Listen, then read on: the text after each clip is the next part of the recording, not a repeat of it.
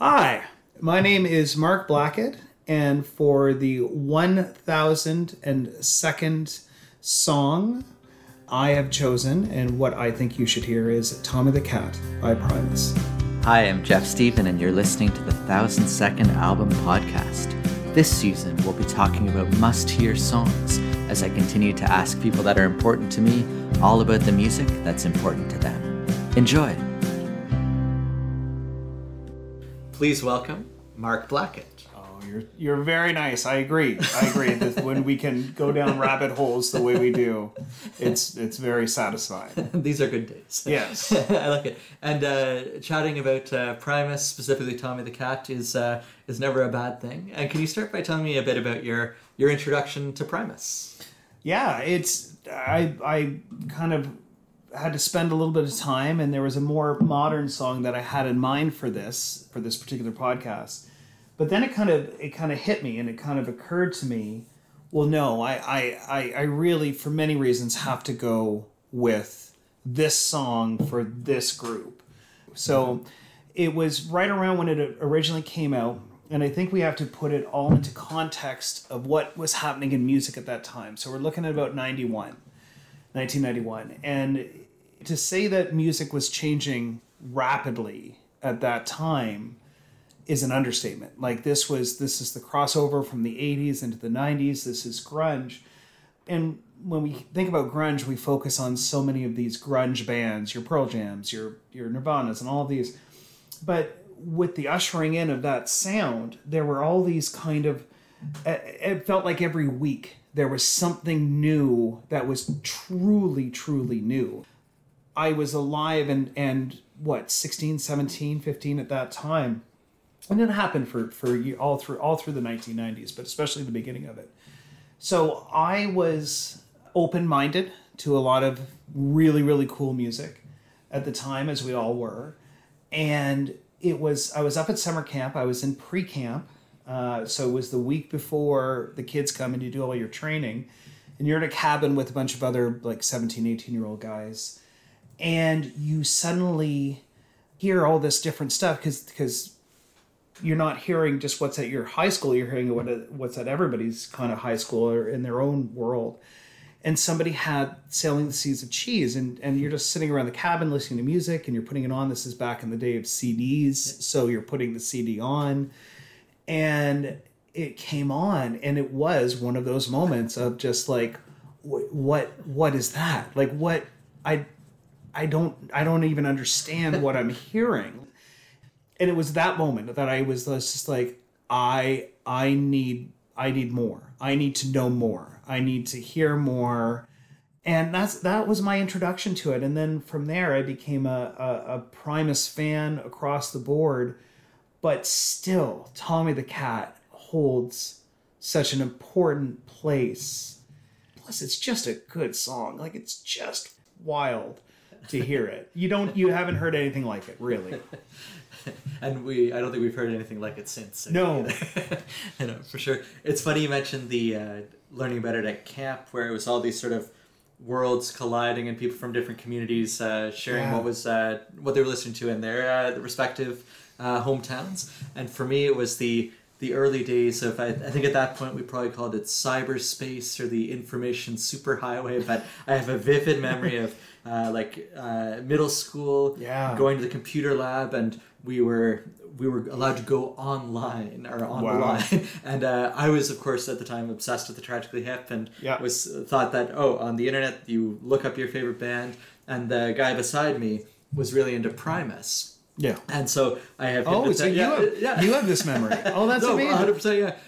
So again, I learned about Primus through the colleague in class learning about it or looking up whatever it might have been at the time. And he was a bass player, and one of the things that quickly became clear to me is that if you are a aspiring bass player, you look to Les Claypool as one of your many role models. Yeah. So you got it. It's not a side note because we're talking about the song, but you have to acknowledge what Les Claypool is and what he's done for music. He's the vocalist, he's the main songwriter, but as far as on bass, he's a monster. He is eclectic, he is absolutely crazy talented. To watch him live do what he does while he's singing lead.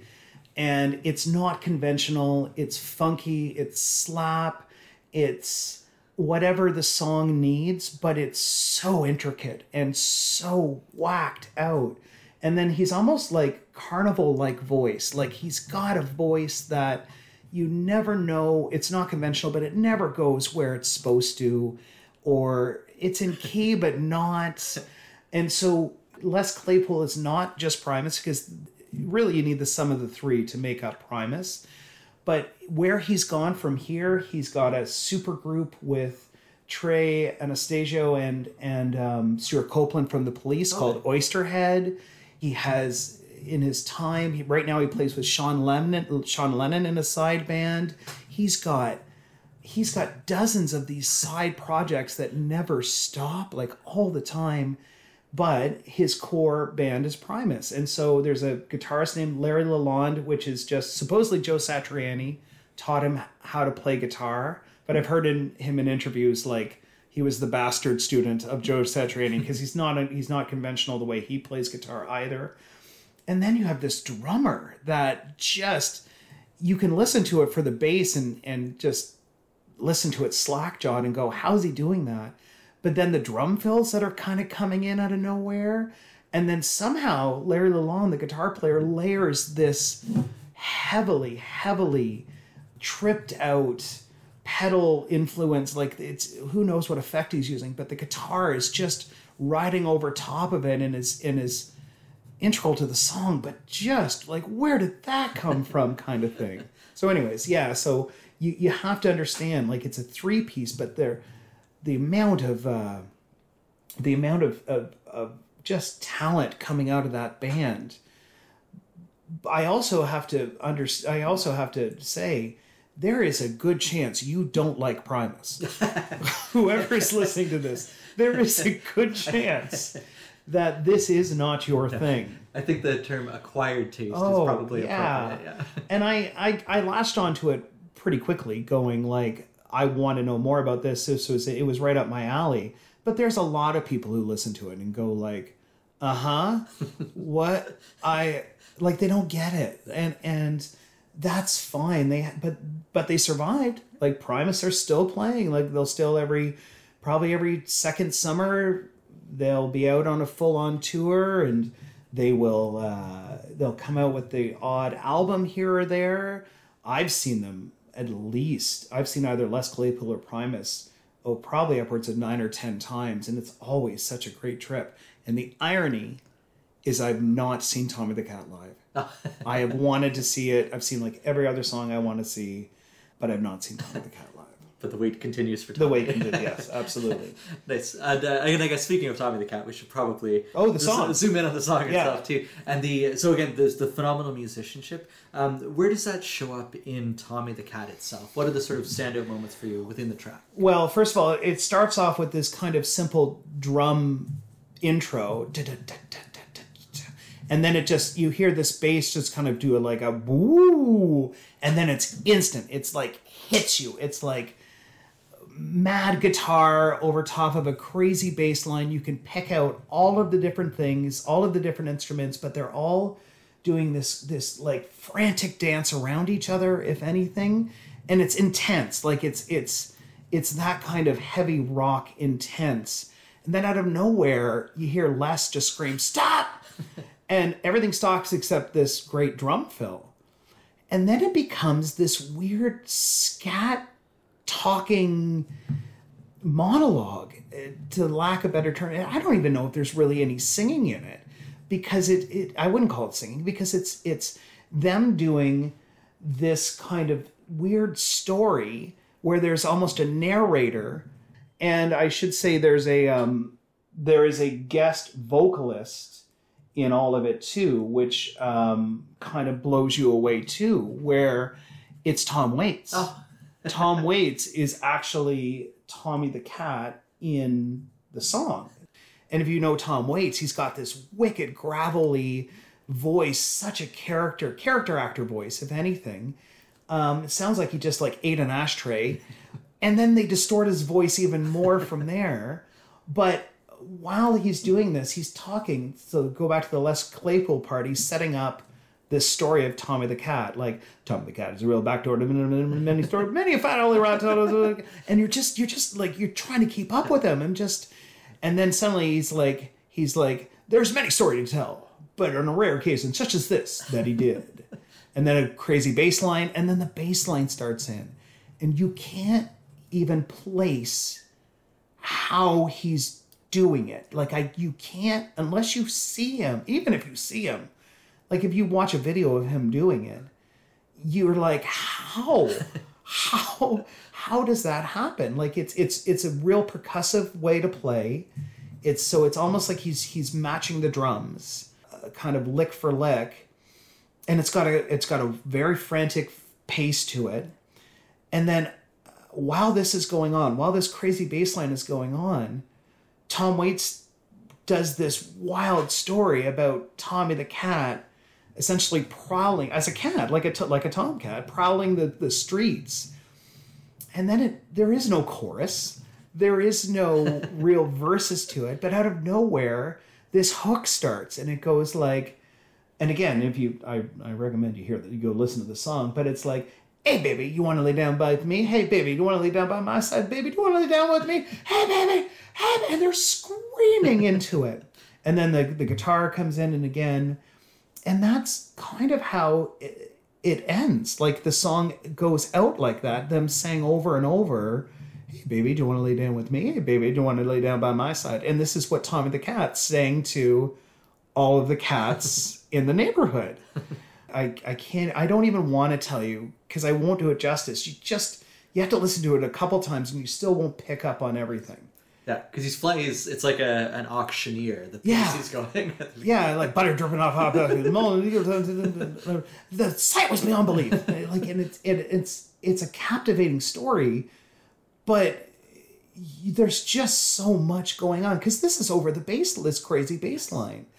And the drums all kind of like keeping this tight. That's another thing. It's tight music. Like, it's again, the pace is frantic. It's wild, but man, are they keeping in time. The drummer and Les Claypool, Herb, or Tim Alexander, also known as Herb, him and Les Claypool are just keeping lockstep in time this whole time, while this Tom Waits rant just goes all over the place, and then it stops when he screams, hey, baby, and then the guitar comes in, and it goes from there. But they are so precise, just their abilities to do it, and they're turning on a dime.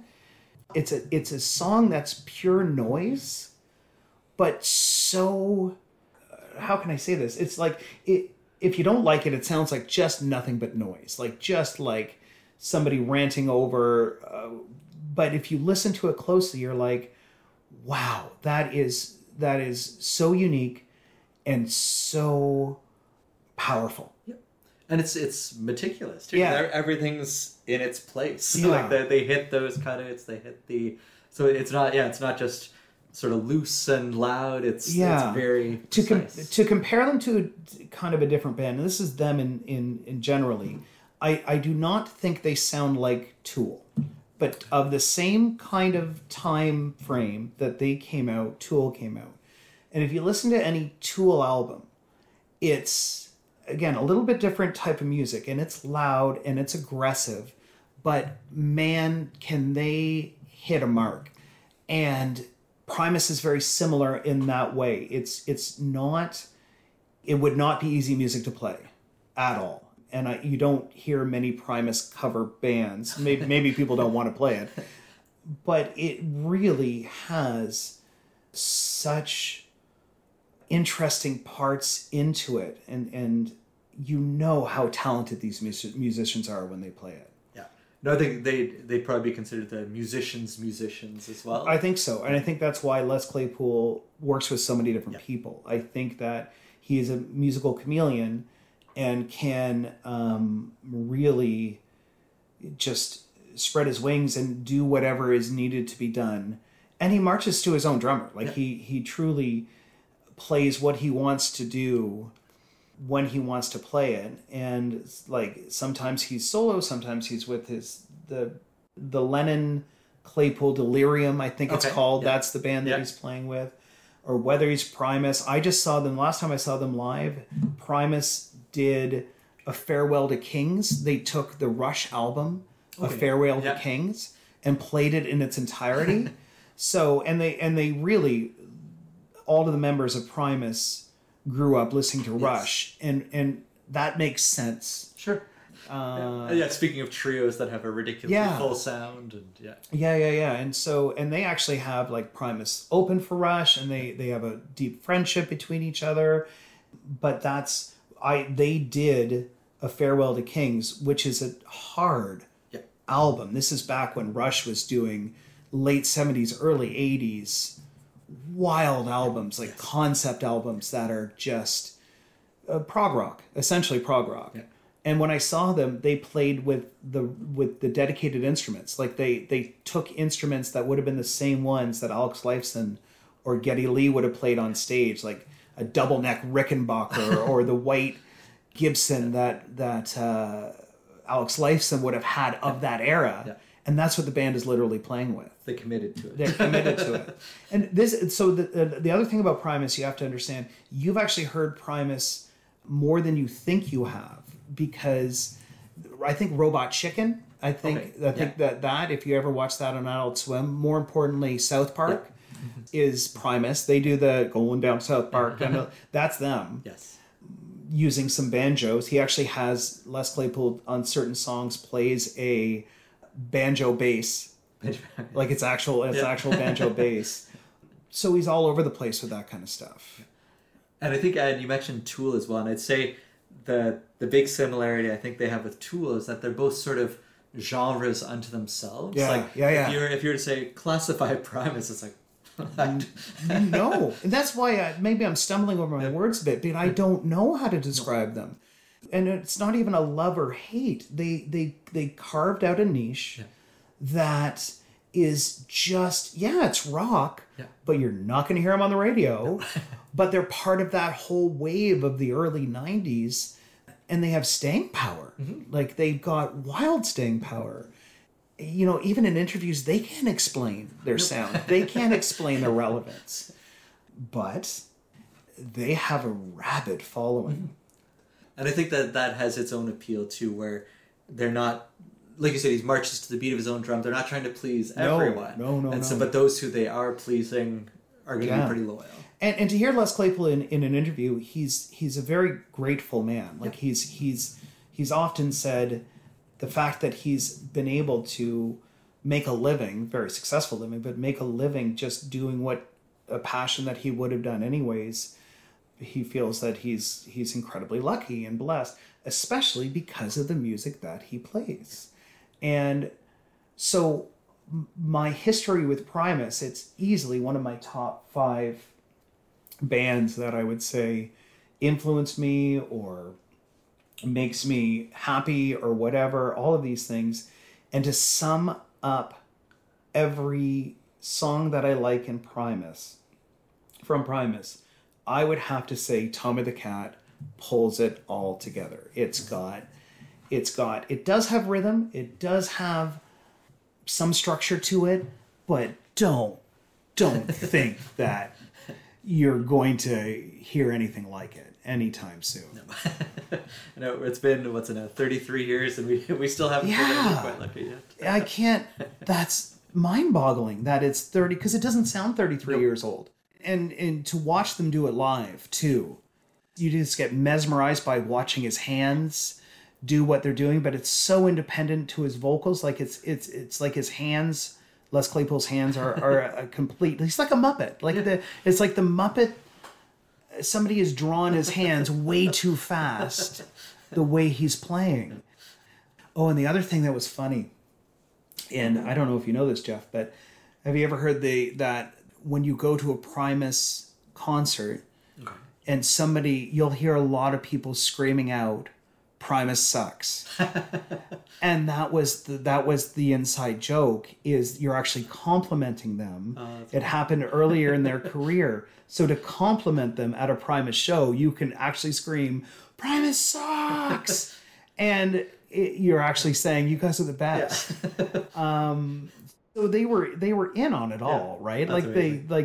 They kind of orchestrated that when they first started coming up in the San Francisco scene. So that's another great kind of interesting side note of them. They're very funny. Yeah. And another sort of argument in favor of them, their uniqueness, where most other bands wouldn't warmly receive chants like "you suck, you suck." Yeah, and God knows it came from. I'd have to do research, but I'm sure it came from people being dragged to a concert going, these guys suck. Like, this music sucks. But I like when bands take ownership. I think that's where Garbage came from. It was a bunch of big people said, oh, this sounds like Garbage. Like, and there's the band name. There it is. Yeah. And supposedly Led Zeppelin came from John Entwistle or somebody in the day, like, this music's going to fall out of the sky like a Led Zeppelin. Yeah. Like, I don't know if that's true or not. But yeah, it really is unlike, and maybe that's why I need you to hear it. Everybody out there in podcast land, maybe that's why I truly need you to hear this song.